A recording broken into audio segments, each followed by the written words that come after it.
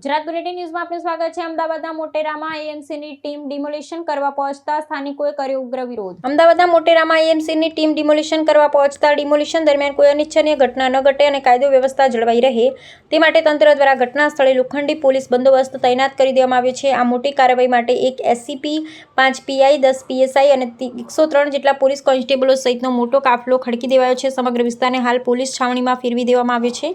માપણી વિના જ તોડફોડનો આક્ષેપ। બીજી તરફ મનપાના અધિકારીઓની આ કામગીરી સામે સ્થાનિક લોકોએ ગંભીર આક્ષેપો કર્યા છે। ગ્રામજનોનું કહેવું છે કે કોર્પોરેશન દ્વારા જમીનની કોઈપણ પ્રકારની યોગ્ય માપણી કર્યા વિના આજે સીધું ડિમોલિશન કરવા અધિકારીઓ આવી પહોંચ્યા છે।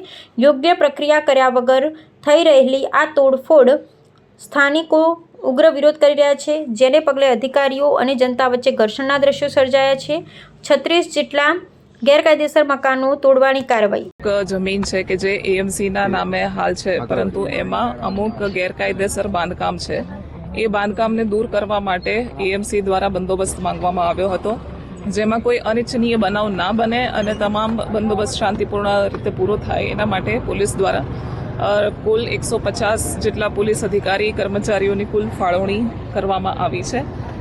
એ ઉપરાંત અત્યારે પણ અમુક સિવિલિયન્સ ખાલી કરીને જતા રહ્યા છે મકાનો, પરંતુ અમુક લોકોએ મકાનો ખાલી કરવાના બાકી છે। તો એ શાંતિપૂર્વક રીતે પોતાના મકાનો ખાલી કરી શકે એના માટે એમને પૂરતો સમય આપવામાં આવે છે। એ ઉપરાંત માલ સામાન ફેરવવો હોય તો મજૂરો અને ટ્રકો એની પણ વ્યવસ્થા કરવામાં આવી છે। આ હાલનું જે વાતાવરણ છે એને જોતા એમ્બ્યુલન્સ, ફાયર ફાઇટર એ તમામની પણ વ્યવસ્થા કરવામાં આવી છે અને પોલીસ અહીંયા શાંતિપૂર્વક રીતે સમગ્ર ડિમોલિશનની કાર્યવાહી પૂરી થાય એના માટે પોતાના તમામ સંસાધનો સાથે હાજર છે।